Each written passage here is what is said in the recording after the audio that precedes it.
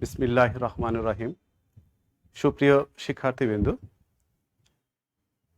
আজকে তোমাদের সাথে হিসাব বিজ্ঞান প্রথম পত্রের দ্বিতীয় ক্লাস 10ম অধ্যায় নিয়ে আমি তোমাদের সাথে উপস্থিত আছি। মোহাম্মদ মমতাজ উদ্দিন মোল্লা, সহকারী অধ্যাপক, হিসাব বিজ্ঞান বিভাগ, রাজশাহী কলেজ, রাজশাহী। আজকে আলোচনার বিষয় একতরফা দাখিলা পদ্ধতি, অধ্যায় 10, ক্লাস নম্বর 2। তো সুপ্রিয় শিক্ষার্থীবৃন্দ, ঈদের পূর্বে আমরা একতরফা দাখিলা পদ্ধতির একটি ক্লাস নিয়েছিলাম। সেক্ষেত্রে আমরা একতরফা দাখিলার বিষয়ের গুরুত্বপূর্ণ বিষয়গুলি আলোচনা করেছি। আশা করি তোমাদের সেগুলি মনে আছে, অথবা যদি মনে নাও থাকে তাহলে পূর্বের ক্লাসটা একটু দেখলেই আমরা বুঝতে পারবো আসলে একতরফা দাখিলা পদ্ধতিটা কি। একতরফা দাখিলা পদ্ধতি মূলত এক দাখিলা, দুই দাখিলা এবং কোনো কোনো ক্ষেত্রে বিনা দাখিলার সংমিশ্রণ। একতরফা দাখিলা হিসাব বিজ্ঞানের দুইতরফা দাখিলা পদ্ধতির নিয়ম কানুন অনুসৃত হয় না, বিধায় একতরফা দাখিলাকে হিসাব বিজ্ঞানের ত্রুটিপূর্ণ, বিশৃঙ্খল এবং অসম্পূর্ণ হিসাব পদ্ধতি হিসাবে বিবেচনা করা হয়ে থাকে। একতরফা দাখিলা হিসাব পদ্ধতির মাধ্যমে সাধারণত ছোট ছোট কারবার প্রতিষ্ঠানের হিসাব সংরক্ষণ করা হয়। এই হিসাবের মাধ্যমে, একতরফা দাখিলার মাধ্যমে ছোট ছোট কারবার প্রতিষ্ঠান তাদের কি কি বিষয় নির্ণয় করে থাকে সেগুলি আমরা ইতিপূর্বে আলোচনা করেছি। আমরা আজকে একতরফা দাখিলার মাধ্যমে লাভ ক্ষতি বিবরণী প্রস্তুত করব, বৈষয়িক বিবরণী প্রস্তুত করব এবং একতরফা দাখিলা হিসাব সমূহের কিছু গুরুত্বপূর্ণ দফা আছে যেগুলো আলোচনা করব এবং ব্যবহারিক সমস্যার সমাধান করার চেষ্টা করব। উপরের থিওরিটিক্যাল বিষয়গুলি আলোচনা আনতে যদি আমাদের হাতে পর্যাপ্ত সময় থাকে তাহলে আমরা ব্যবহারিক সমস্যা নিয়ে আলোচনা করব। একতরফা দাখিলা পদ্ধতির সাধারণত আমরা কি করে থাকি? লাভ লোকসান বিবরণী প্রস্তুত করে থাকি। লাভ লোকসান বিবরণী প্রস্তুতের মাধ্যমে আমরা নিট লাভ বা মুনাফা এবং নিট লস বা লোকসান নির্ণয় করে থাকি। মূলধনের পরিমাণ নির্ণয়ের পর লাভ ক্ষতি বিবরণী প্রস্তুত করা হয়। মূলধন নির্ণয়ের সময় আমরা সাধারণত প্রারম্ভিক মূলধন এবং সমাপনী মূলধন নির্ণয় করে থাকি। মূলধন নির্ণয়ের পরিমাণ নির্ণয়ের পর লাভ ক্ষতি বিবরণী প্রস্তুত করা হয়। লাভ লোকসান বিবরণী দুটি পদ্ধতিতে প্রস্তুত করা হয়ে থাকে। একটি হলো গতানুগতিক পদ্ধতি বা টি ফর্ম, আর একটি হচ্ছে আধুনিক ফর্ম বা বিবরণী ছক অনুযায়ী প্রস্তুত করা। আমরা পর্যায়ক্রমে আলোচনাগুলি করব। প্রথমে আমরা টি ফর্ম নিয়ে আলোচনা করব, তারপরে আমরা সেই টি ফর্মকেই আধুনিক ফর্মে কনভার্ট করার চেষ্টা করব।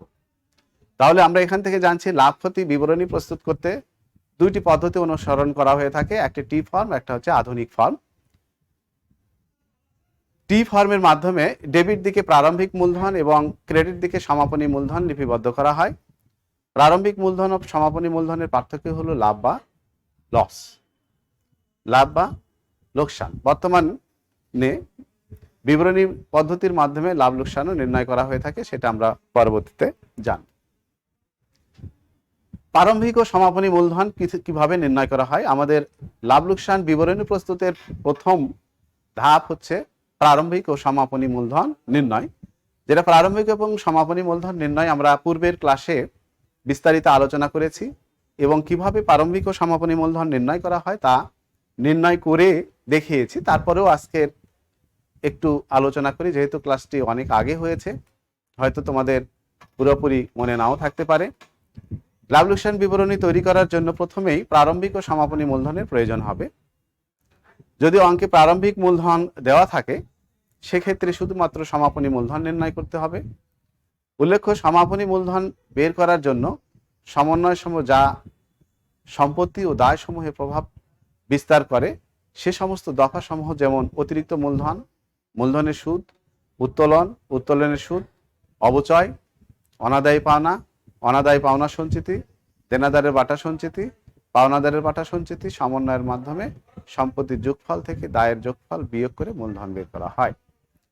হিসাবকালের শুরুতে ও শেষে দুইটি বৈষয়িক বিবরণী তৈরি করার মাধ্যমে প্রারম্ভিক ও সমাপনী মূলধন নির্ণয় করতে হয়। অর্থাৎ প্রারম্ভিক মূলধন নির্ণয়ের সূত্র হলো প্রারম্ভিক সম্পত্তি থেকে প্রারম্ভিক দায় বিয়োগ করতে হবে, আর সমাপনী মূলধন নির্ণয়ের জন্য সমাপনী সম্পত্তি থেকে সমাপনী দায় বিয়োগ করতে হবে।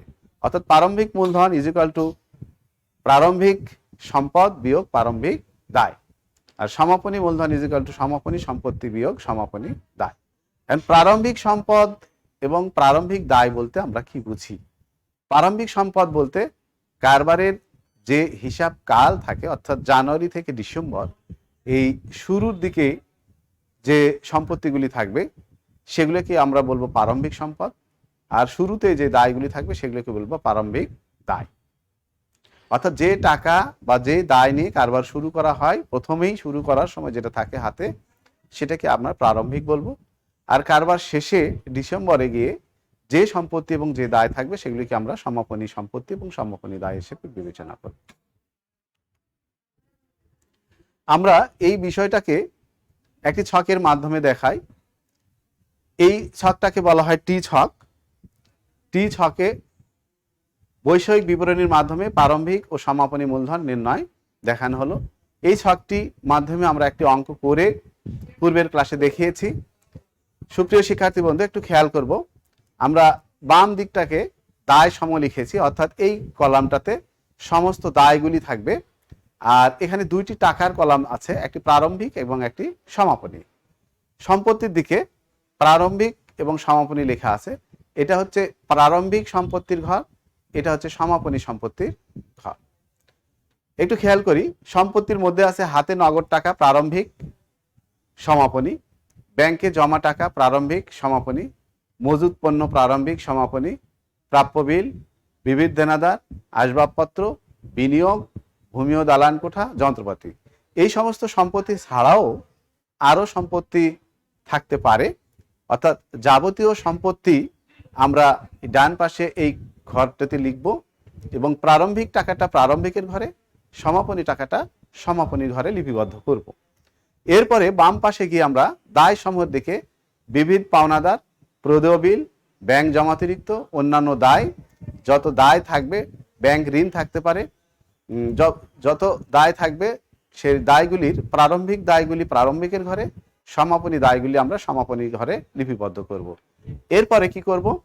প্রারম্ভিক সম্পত্তির যোগফল থেকে প্রারম্ভিক দায়ের যোগফলটা বিয়োগ করলে আমাদের যে বিয়োগ ফলটা বের হবে এই জায়গাটাতে, সেটাকে মূলধন বলবো, যেটাকে ব্র্যাকেটে আমরা লিখবো সম্পত্তি ও দায়ের পার্থক্য, সম্পত্তি এবং দায়ের পার্থক্য। প্রারম্ভিকের ঘরে যে ব্যালেন্সটা থাকবে সেটাকে আমরা বলবো প্রারম্ভিক মূলধন। অনুরূপভাবে সমাপনীর ঘরে যে ব্যালেন্সটা থাকবে সেটাকে আমরা বলবো সমাপনী মূলধন। সুপ্রিয় শিক্ষার্থী, এইভাবে আমরা সমাপনী মূলধন এবং প্রারম্ভিক মূলধনটা বের করে নেব। এই প্রারম্ভিক মূলধন এবং সমাপনী মূলধন বের না করে আমরা লাভ লোকসান বিবরণী প্রস্তুত করতে পারবো না। প্রথমে আমাদের প্রারম্ভিক মূলধন এবং সমাপনী মূলধনটা বের করে নিতে হবে, তারপরে আমরা লাভ লোকসান বিবরণী প্রস্তুত করব। দ্বিতীয় ধাপে আসছে লাভ লোকসান। দ্বিতীয় ধাপ হচ্ছে লাভ ক্ষতি বিবরণী প্রস্তুতকরণ।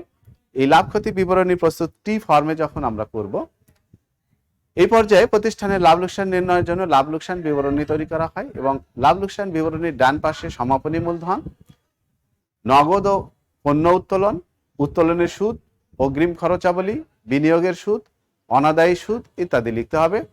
অন্যদিকে প্রারম্ভিক মূলধন, অতিরিক্ত মূলধন, মূলধনের সুদ, বকেয়া খরচাবলী, অগ্রিম আয়, অনাদায়ী পাওনা সঞ্চিতি, অবচয় সমূহ, দেনাদারের বাটা সঞ্চিতি, প্রাপ্য বিলের বাটা সঞ্চিতি লাভ লোকসান বিবরণীর বাম পাশে লিপিবদ্ধ করতে হবে।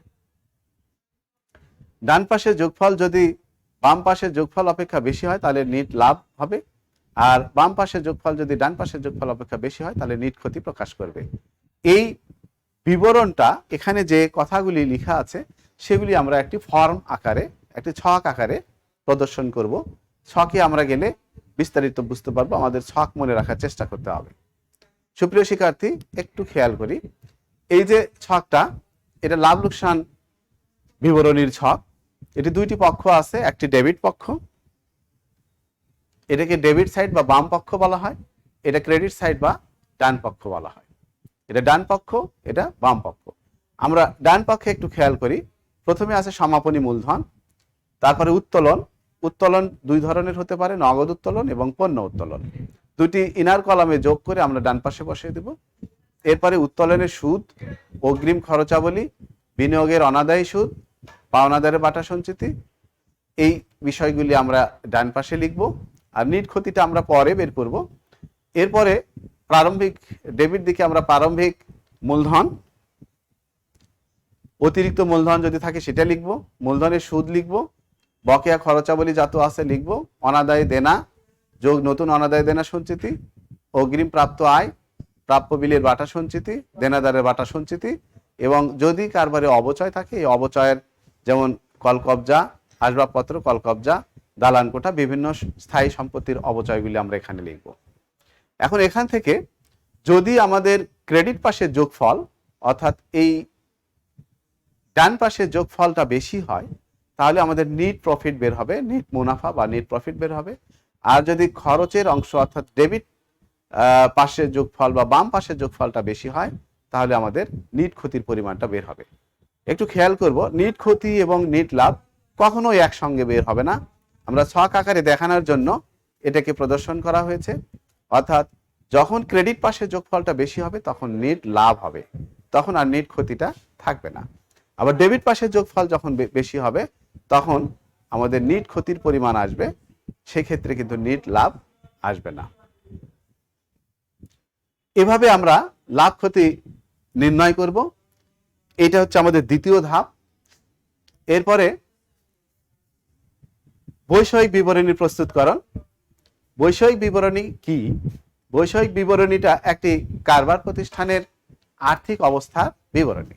অর্থাৎ একটি কারবার প্রতিষ্ঠানের একটি নির্দিষ্ট সময়ে তার স্থায়ী সম্পত্তি সমূহের বিবরণ এবং দায় সমূহের বিবরণ নিয়ে যে ছক প্রস্তুত করা হয় সেটাকে আমরা বলবো আর্থিক অবস্থার বিবরণী বা বৈষয়িক বিবরণী।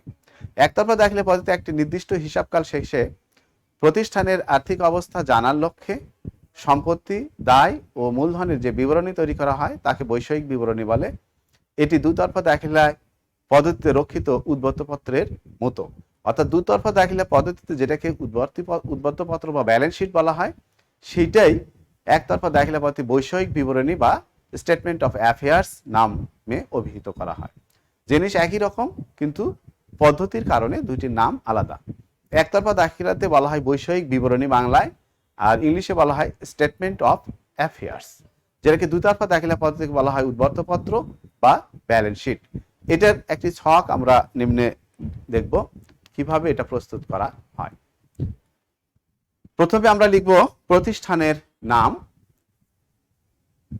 XYZ যে নাম থাকবে প্রতিষ্ঠানের, তারপরের অংশ থাকবে বৈষয়িক বিবরণী 2021 সালের 31শে ডিসেম্বর তারিখে বা 2019 সাল, 2020 সাল যেটা থাকবে সেটা এখানে আমরা লিখব। ঠিক এইভাবেই আমরা ছকটা প্রস্তুত করব।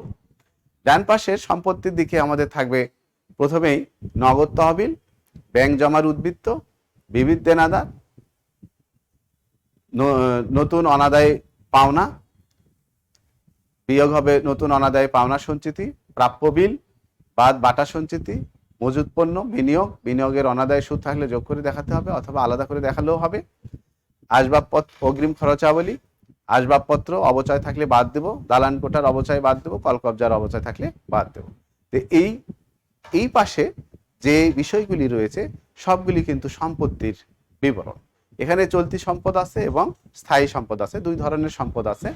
চলতি সম্পদগুলি সাধারণত উপরের দিকে থাকবে আর স্থায়ী সম্পদগুলি নিচের দিকে থাকবে, যেটাকে তারল্যের ক্রমানুসারে সাজানো বলে। আর বাম পাশে যেটা দায় সমূহ আছে, মূলধন ও দায় সমূহ বলা হয় এটা। প্রথমে দেখো বিবিধ পাওনাদার, বাদ পাওনাদারের বাটা সঞ্চিতি বাদ দিতে হবে, প্রদেয় বিল, ব্যাংক জমাতিরিক্ত, ঋণ, বকেয়া খরচাবলী, অগ্রিম আয়, প্রারম্ভিক মূলধন, যোগ অতিরিক্ত মূলধন থাকলে যোগ করব, যোগ মূলধনের সুদ যোগ করব, নিট লাভ হলে যোগ করব, নিট লস হলে বিয়োগ করে দেব, উত্তোলন, নগদ এবং পণ্য যত থাকবে সেটা বিয়োগ করব, বিয়োগ হবে উত্তোলনের সুদ। এই তথ্যগুলি সন্নিবেশিত করে আমরা একটি বৈষয়িক বিবরণী তৈরি করব। সুপ্রিয় শিক্ষার্থী বন্ধু, আমরা খেয়াল রাখব সম্পত্তির সমূহের যোগফল এবং দায় এবং মূলধন সমূহের যোগফল সমান হবে। এই দুই দিকে যোগফলটা অবশ্যই সমান হবে। যদি যোগফল সমান হয়ে যায় তাহলে আমরা আপাত দৃষ্টিতে মনে করব যে আমাদের অঙ্কটি সঠিক হয়েছে। এই অঙ্ক একতরফা দাখিলে করার সময় কিছু গুরুত্বপূর্ণ বিষয় আমাদের মনে রাখতে হবে। সেই গুরুত্বপূর্ণ বিষয়গুলি কি? প্রথমেই মূলধন নির্ণয় করতে হবে, অর্থাৎ প্রারম্ভিক মূলধন এবং সমাপনী মূলধন যদি অঙ্কে দেওয়া না থাকে তাহলে আমাদেরকে অবশ্যই সেটা বের করে নিতে হবে।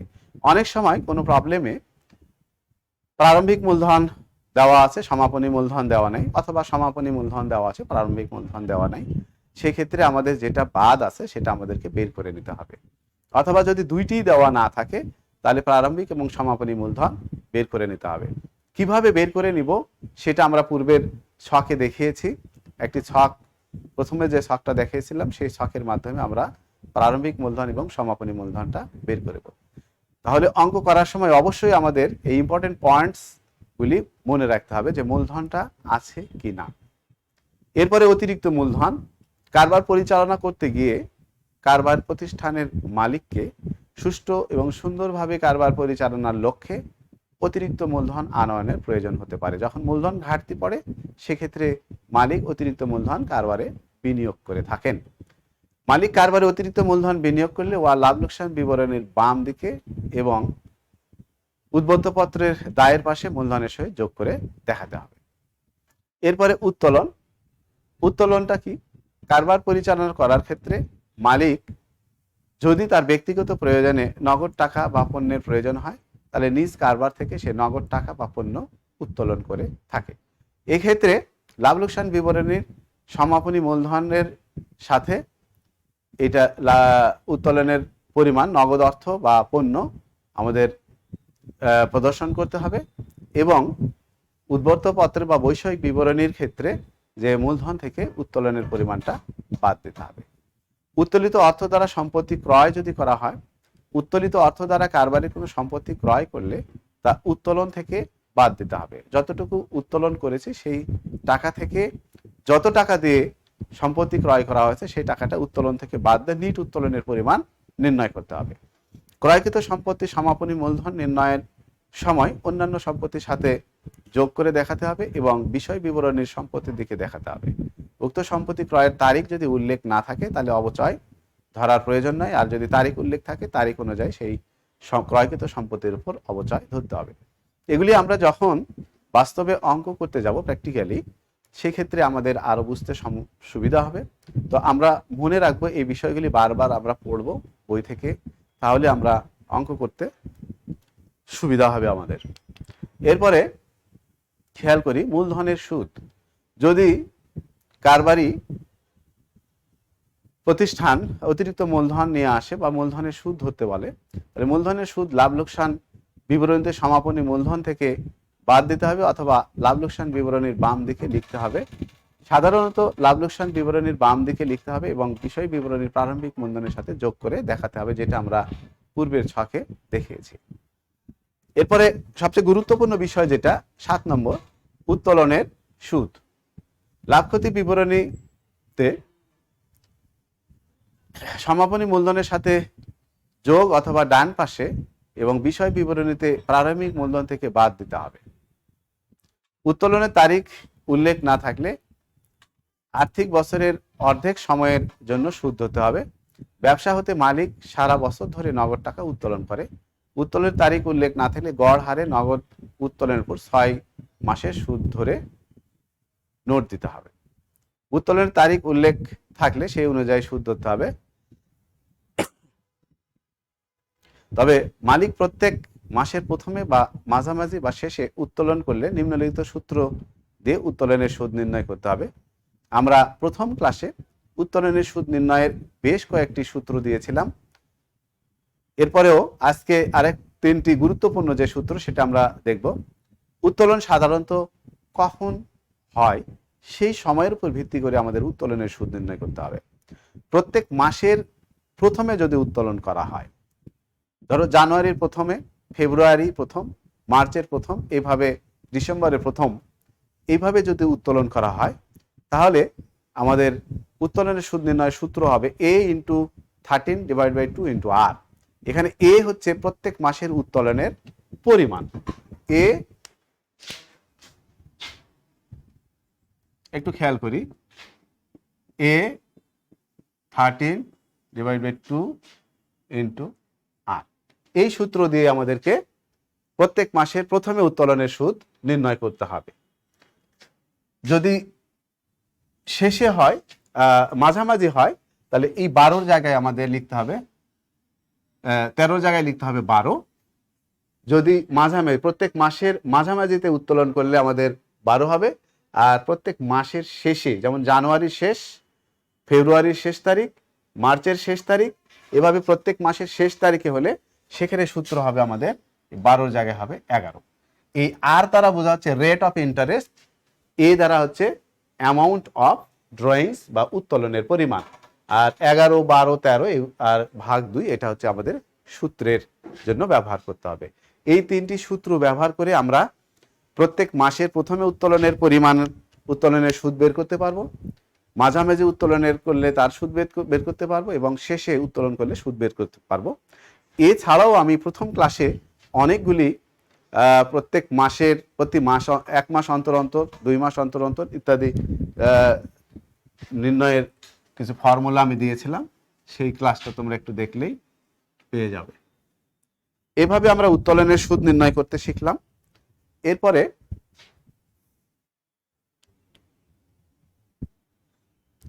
8 নম্বর, অনাদায়ী দেনা ও সন্দেহজনক পাওনা সঞ্চিতি। লাভ ক্ষতি বিবরণীর বাম পাশে এবং বিষয় বিবরণীর দেনাদার থেকে বাদ দিতে হবে। বকেয়া খরচ যদি থাকে, বকেয়া খরচ লাভ ক্ষতি বিবরণীর সমাপনী মূলধন থেকে বাদ, অথবা বাম পাশে এবং বিষয় বিবরণীতে বকেয়া খরচের দায়ের পাশে আলাদা দফা হিসাবে দেখাতে হবে। অগ্রিম খরচ লাভ ক্ষতি বিবরণীর সমাপনী মূলধনের সাথে যোগ, অথবা ডান পাশে এবং বিষয় বিবরণীতে আলাদা দফা হিসাবে দেখাতে হবে। বকেয়া আয় ও অগ্রিম আয় যদি থাকে, বকেয়া আয় এবং অগ্রিম আয়কে যথাক্রমে লাভ ক্ষতি বিবরণীর ডান পাশে এবং বাম পাশে লিখতে হবে। বকেয়া আয়কে পুনরায় বৈষয়িক বিবরণীতে সম্পত্তির পাশে এবং অগ্রিম আয়কে দায় পাশে দেখাতে হবে। যদি বাকিতে সম্পত্তি ক্রয় করা হয়, তাহলে বিষয় বিবরণীর দায় এবং সম্পত্তির পাশে দেখাতে হবে। যে সম্পত্তিটা ক্রয় করলাম সেটা সম্পত্তির পাশে এবং দায়টাকে দায়ের পাশে উল্লেখ করতে হবে। অবচয় সমূহ ইহা লাভ ক্ষতি হিসাবের বাম পাশে দেখাতে হবে এবং বৈষয়িক বিবরণীর সংশ্লিষ্ট সম্পত্তি থেকে বাদ দিয়ে দেখাতে হবে। নতুন ক্রয়কৃত সম্পত্তির তারিখ উল্লেখ না থাকলে অবচয় ধার্য না করায় যুক্তিযুক্ত, অথবা অর্ধ বছরের অবচয় ধরা যেতে পারে। এরপর লুপ্ত সম্পত্তি বা দায়। প্রশ্নে স্থায়ী সম্পত্তি ক্রয় ও বিক্রয়ের উল্লেখ না থাকলে এবং স্থায়ী সম্পত্তির ক্ষেত্রে সমাপনী জের উল্লেখ না থাকলে প্রারম্ভিক জেরকে সমাপনী জের বলে গণ্য করতে হবে। 15 নম্বরে বাটা সঞ্চিতি। প্রাপ্য বিল, প্রদেয় বিল, দেনাদার ও পাওনাদারের উপর বাটা সঞ্চিতি ধরার কথা বলা থাকলে তা সমাপনী জেরের উপর ধরতে হবে। সম্পত্তি বিক্রয় ও বিক্রয়জনিত লাভ বা ক্ষতি যদি হয়, সম্পত্তি বিক্রয় প্রারম্ভিক সম্পত্তি হতে সম্পত্তি ক্রয় মূল্য বা বই মূল্য বাদ দিয়ে সমাপনী সম্পত্তির হিসাবে মূলধন নির্ণয়ে বৈষয়িক বিবরণী সম্পত্তির পাশে দেখাতে হবে। একতরফা দাখিলা পদ্ধতিতে বিক্রয়জনিত লাভ ক্ষতির নামে আলাদাভাবে হিসাব লিপিবদ্ধ করা হয় না। ঋণের টাকা পরিশোধ। প্রশ্নে যে পরিমাণ ঋণ পরিশোধ করার কথা বলা থাকে সেই পরিমাণ টাকা বছরের প্রথমেই ঋণ থেকে বাদ দিয়ে সমাপনী মূলধন নির্ণয় ও বৈষয়িক বিবরণীর দায় পাশে দেখাতে হবে। ঋণের সুদ। ঋণের সুদ পরিশোধের কথা না থাকলে বছরের শেষে অপরিশোধিত ঋণের উপর সুদ ধরতে হবে। প্রশ্নে যে পরিমাণ ঋণ পরিশোধ এর কথা বলা আছে সেই পরিমাণ ঋণের উপর তারিখ অনুযায়ী সুদ ধরতে হবে। এই বিষয়গুলি আমাদেরকে পুঙ্খানুপুঙ্খভাবে স্মরণ রাখতে হবে। প্রয়োজনে আমরা যখন কোনো সমস্যায় পড়ব, এই বিষয়গুলি সংক্রান্ত সমস্যা হবে, আমরা বই থেকে বিষয়গুলি জেনে নিব এবং সেই আলোকে প্রশ্নের সমাধান করার চেষ্টা করব। সুপ্রিয় শিক্ষার্থীবৃন্দ, এখন আমরা একটি প্রবলেম নিয়ে আলোচনা করব সংক্ষিপ্তভাবে। মিস্টার তারিক একতরফা দাখিলা পদ্ধতিতে তার হিসাবের বই সংরক্ষণ করেন। নিম্নোক্ত হিসাব উদ্বৃত্তগুলো তার খতিয়ান হতে নেওয়া হয়েছে। এখানে নগদ তহবিল 1 জানুয়ারি 2012 সালে 31 ডিসেম্বর 2012, এর প্রারম্ভিক বলা হবে, এটা সমাপনী।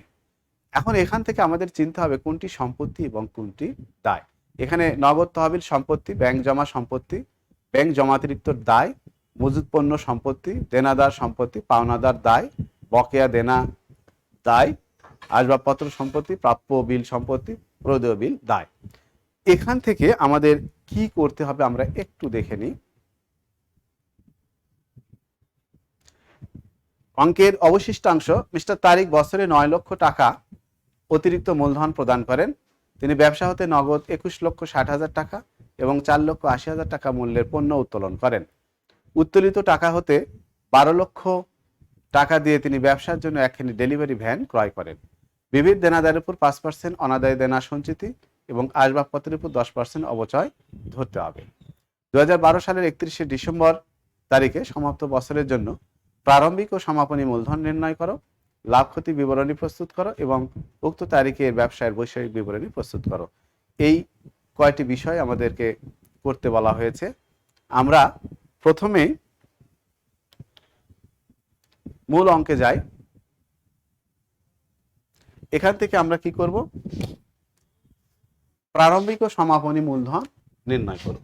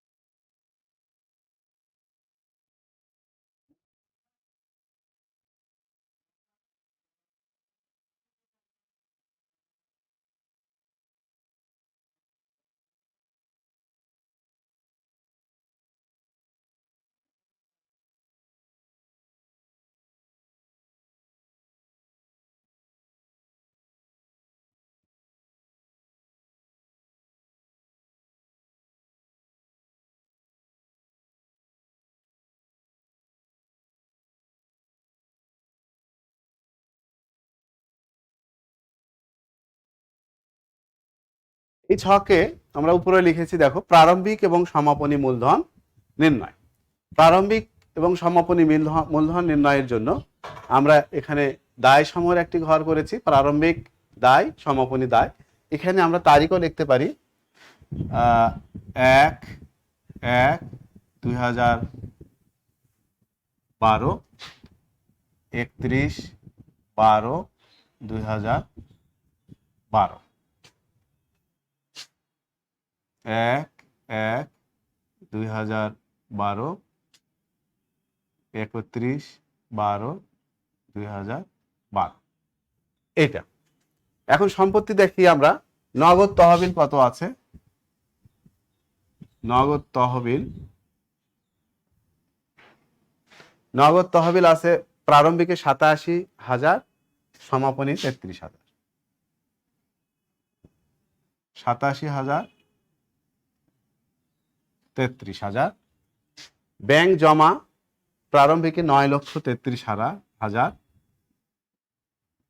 ব্যাংক জমা প্রারম্ভিকে 9,33,000।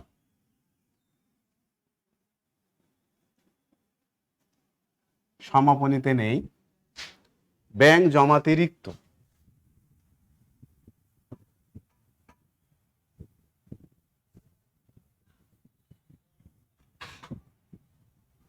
প্রারম্ভিকে নেই, সমাপনীতে 9,87,000,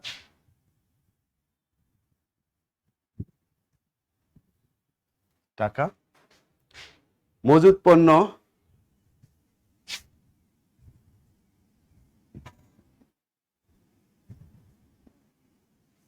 প্রারম্ভিকে 13,50,000,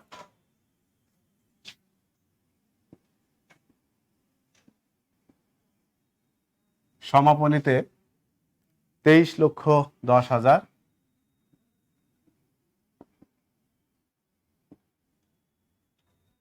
এরপরে আছে দেনাদার 27 লক্ষ,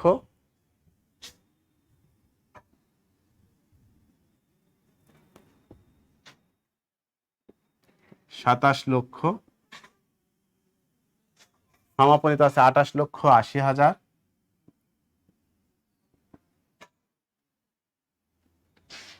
পাওনাদার 22,80,000,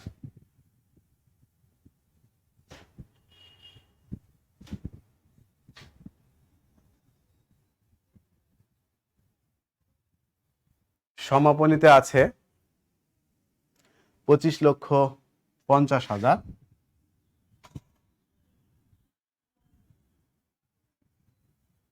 এরপরে দেখি বকেয়া দেনা,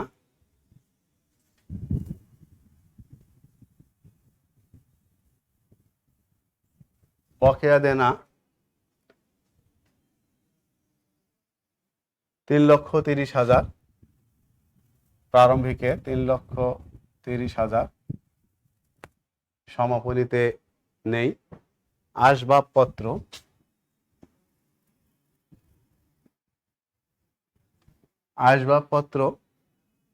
12 লক্ষ,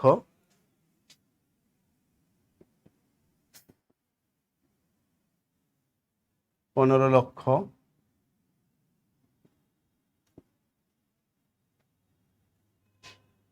প্রাপ্য বিল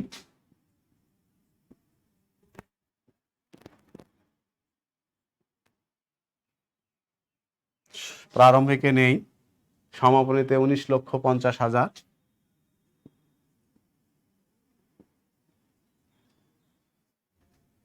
প্রদেয় বিল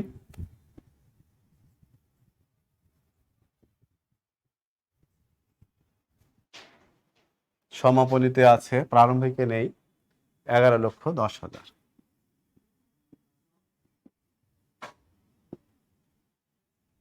এই হলো আমাদের সম্পত্তি এবং দায়ের বিবরণ এখান থেকে পেলাম। এরপরে একটু খেয়াল করতে হবে আমাদের, পরবর্তী স্লাইডে যাই আমরা।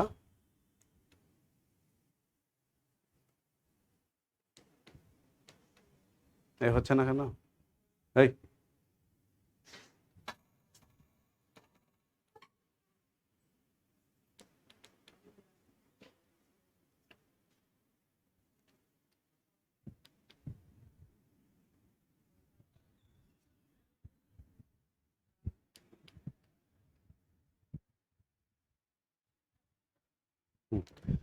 এরপরে একটু দেখি, মিস্টার তারিক বছরে 9 লক্ষ টাকা অতিরিক্ত মূলধন প্রদান করেন। তিনি ব্যবসা হতে নগদ 21,60,000 টাকা এবং 4,80,000 টাকা মূল্যের পণ্য উত্তোলন করেন।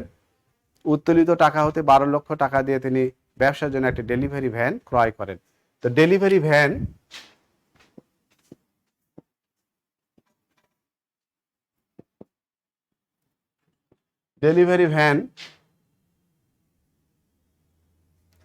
ভ্যান ক্রয় করা হয়েছে 12 লক্ষ টাকা দিয়ে।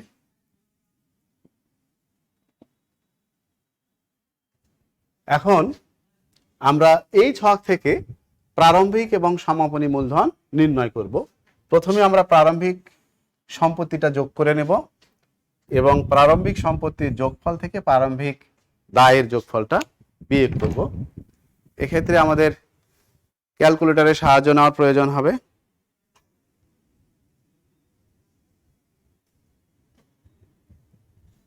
$87,000 যোগ 9,33,000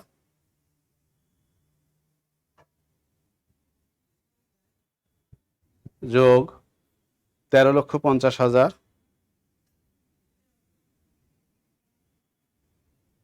যোগ 27 লক্ষ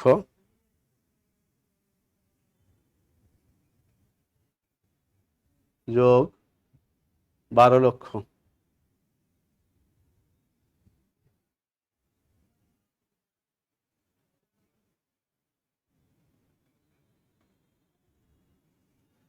62,70,000 আমাদের যোগফল।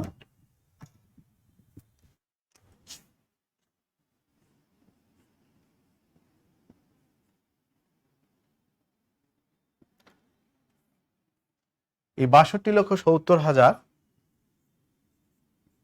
এই পাশে আমরা লিখে নিই। 62,70,000 থেকে আমাদের এই দায়গুলি মাইনাস করতে হবে। 22,80,000 মাইনাস 22,80,000 মাইনাস 3,30,000।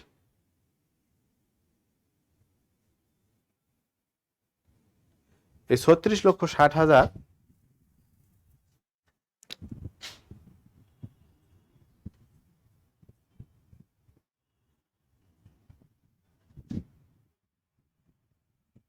এটাকে বলবো আমরা মূলধন।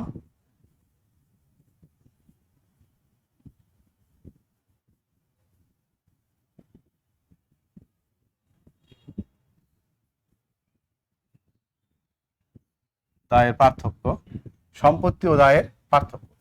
এটা গেল আমাদের প্রারম্ভিক মূলধন নির্ণয়। অনুরূপভাবে আমরা সমাপনী মূলধন নির্ণয়টা একটু দেখব। 33,000 যোগ 23,10,000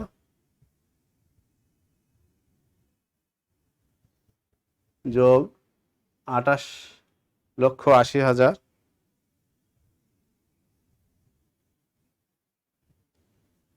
15 লক্ষ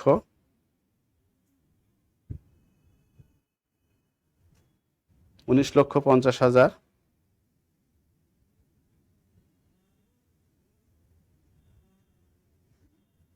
যোগ 12 লক্ষ।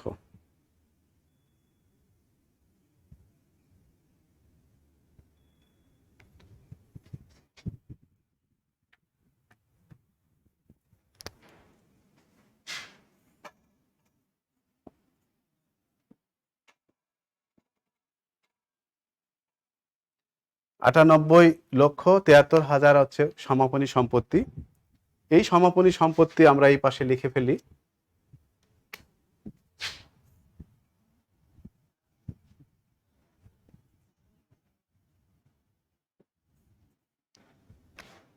এখান থেকে মাইনাস করতে হবে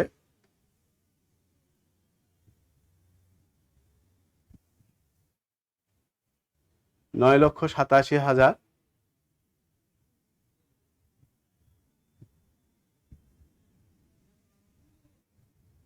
বিয়োগ 25,50,000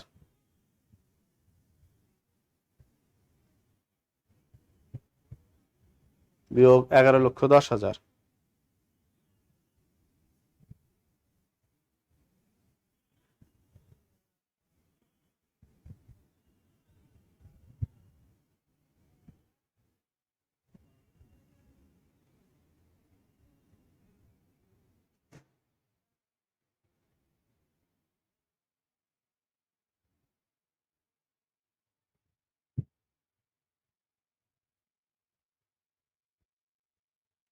$52,26,000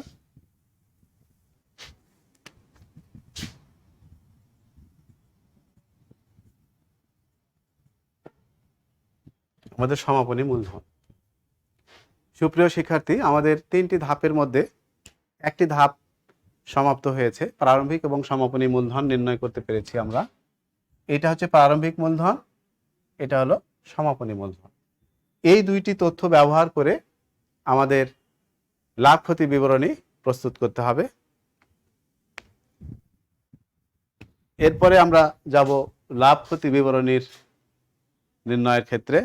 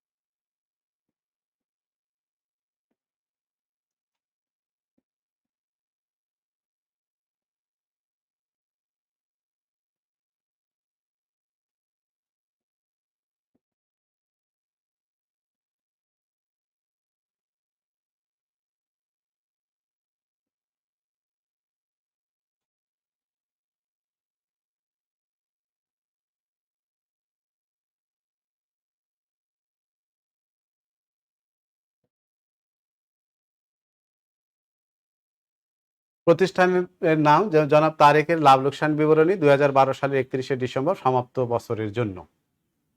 এই পাশটা থাকবে আমাদের, এটা টাকার ঘর,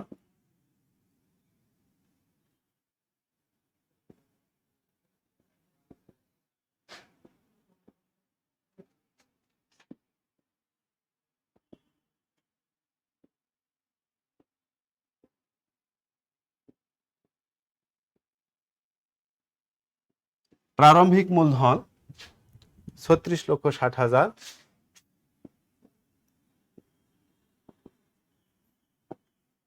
সমাপনী মূলধন 52,26,000। এই পাশে লিখি আমরা।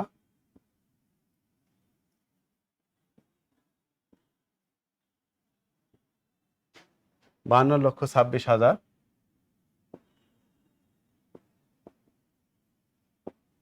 যে দুটি মূলধন আমরা বের করলাম সেই দুটি মূলধন যথাক্রমে বাম পাশে এবং ডান পাশে লিপিবদ্ধ করেছি। এরপরে আমাদের সমন্বয়টা দেখতে হবে। মিস্টার তারিক বছরে 9 লক্ষ টাকা অতিরিক্ত মূলধন প্রদান করেন। অতিরিক্ত মূলধন আমাদের প্রারম্ভিক মূলধনের এখানে আসবে, অতিরিক্ত মূলধন 9 লক্ষ টাকা।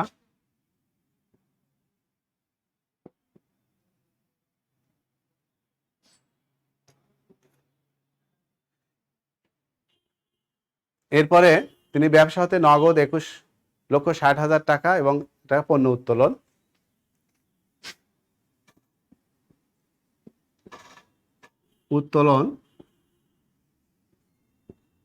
নগদ 21,60,000,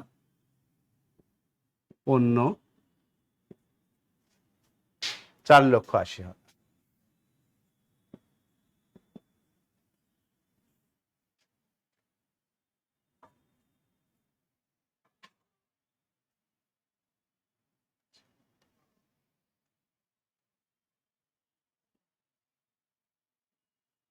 26,40,000।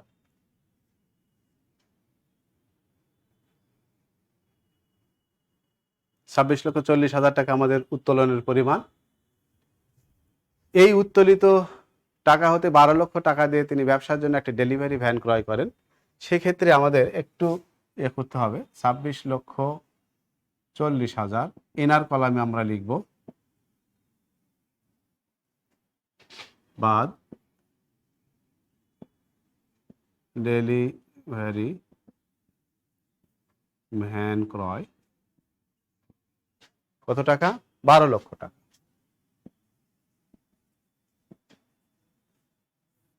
এই 12 লক্ষ বাদ দিলে আমাদের এখানে আসবে 40,000। 1 2 3 0 4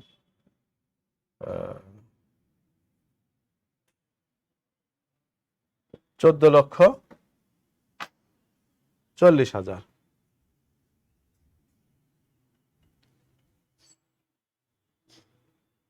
আচ্ছা, এরপরে বিবিধ দেনাদারের উপর 5% অনাদায়ী দেনা সঞ্চিতি এবং আসবাবপত্রের উপর 10% অবচয় ধরতে হবে। এই পাশে আসি আমরা, অনাদায়ী দেনা সঞ্চিতি, অনাদায়ী দেনা সঞ্চিতি 5%। অনাদায়ী দেনা সঞ্চিতি 5% ধরতে হবে। দেনাদারের পরিমাণ কত সেটা আমাদের একটু দেখতে হবে। পূর্বের স্লাইডে একটু যাই আমরা।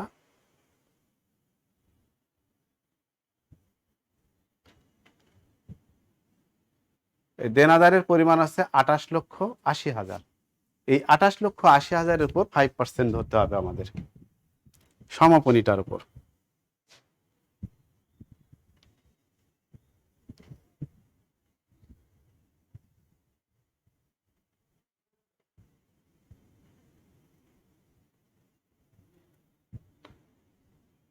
$1,44,000।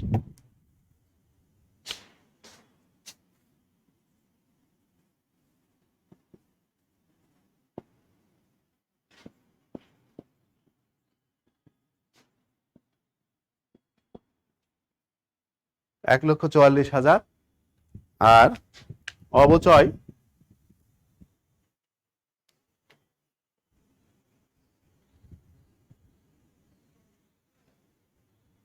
10% অবচয় ধরতে হবে আমাদের।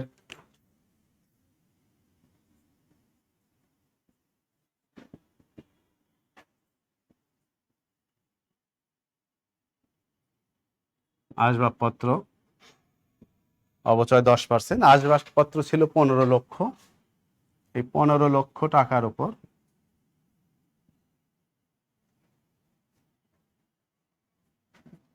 10% সমান 1,50,000। সুপ্রিয় শিক্ষার্থী বন্ধু, এই পর্যন্ত আমাদের সমন্বয় রয়েছে। অঙ্কে আর কোনো সমন্বয় না থাকায় আমরা এখান থেকে লাভ লোকসান বিবরণীটা নির্ণয় করব।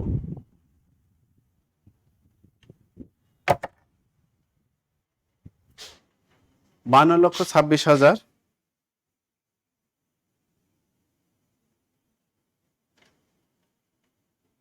যোগ 14,40,000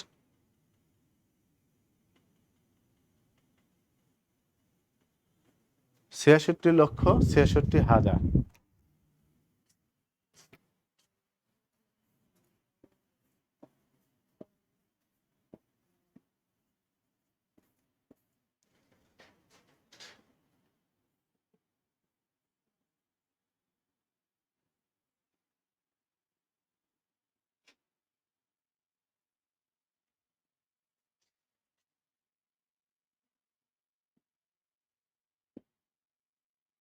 নেট লাভ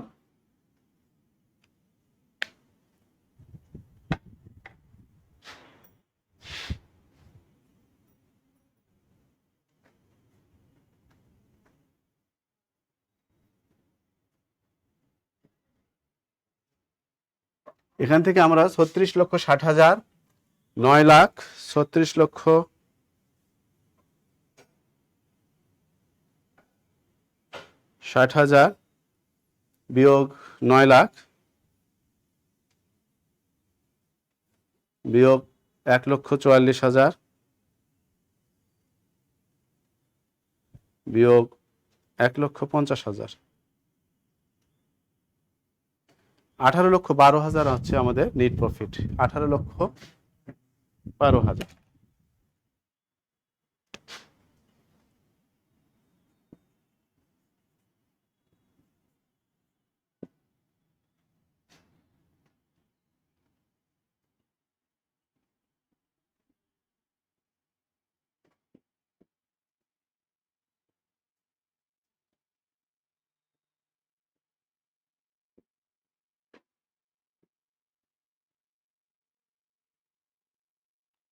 এই নেট লাভ মূলধন হিসাবে স্থানান্তরিত হবে, অর্থাৎ বৈষয়িক বিবরণীতে গিয়ে মূলধনের সাথে এটা যোগ করতে হবে। এইভাবে আমরা এর পরের ধাপ হবে বৈষয়িক বিবরণী বা বিষয় বিবরণী। এটা আমরা এই তথ্য দিয়ে শুরু করব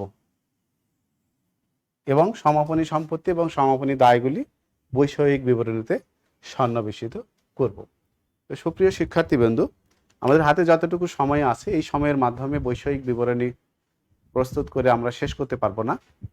কাজেই আগামী 8 তারিখে আমার আবারও ক্লাস আছে এই চ্যাপ্টারের উপর। আমরা আগামী দিনে বৈষয়িক বিবরণীটা শেষ করে নতুন আরেকটি সমস্যার সমাধান করব। তো এটার আগে তোমাদের সাথে আরেকটু বলে নিই যে এই চ্যাপ্টারটা সুষ্ঠু এবং সুন্দরভাবে করতে গেলে আমি বিগত ক্লাস এবং আজকের ক্লাসে যে থিওরিটিক্যাল বিষয়গুলি আলোচনা করেছি সেই থিওরিগুলি আমাদেরকে অবশ্যই ভালো করে জানতে হবে। এই চ্যাপ্টারের মাধ্যমে আমাদের করণীয়গুলো কি, আমরা কি বের করতে চাচ্ছি, সেই বিষয়গুলি সম্পর্কে যদি আমাদের সম্মুখ ধারণা বা জ্ঞান না থাকে তাহলে আমরা সেগুলি বের করতে পারবো না। কাজে আমাদের বইয়ের সাথে একটু সম্পর্ক রাখতে হবে, বইগুলি পড়বো, যার কাছে যে বই আছে সেটা পড়বো, পড়ে যে গুরুত্বপূর্ণ পয়েন্টগুলি আমি আলোচনা করেছি সেই পয়েন্টগুলি বইয়ের সাথে মিলিয়ে নিয়ে নিজে নিজে একটু চর্চা করব। মনে রাখতে হবে অ্যাকাউন্টিং বিষয়টি হচ্ছে চর্চার বিষয়। শুধুমাত্র ক্লাস লক্ষ্য করলেই হবে না, বাসায় প্র্যাকটিস করতে হবে। এই প্র্যাকটিস করতে গিয়ে যখন আমরা সমস্যায় পড়ব তখন থিওরির সহযোগিতা নিতে হবে। যে থিওরিতে যে গুরুত্বপূর্ণ 18টি পয়েন্ট আমি আলোচনা করেছি, সেই পয়েন্টগুলি কিভাবে অঙ্কের মধ্যে সমাধান করতে হবে সেগুলি নিয়ে আলোচনা করা আছে। এগুলি ভালো করে আমরা পড়ব। সর্বোপরি আমরা যে যেখানে আছি নিরাপদে থাকব, ভালো থাকব, সুস্থ থাকার চেষ্টা করব, অপরকে সুস্থ রাখব, আর নিয়মিত পড়াশোনা চালিয়ে যাব। সবাইকে ধন্যবাদ জানিয়ে আমি আজকের ক্লাস শেষ করছি। সবাই ভালো থাকো। আল্লাহ হাফেজ।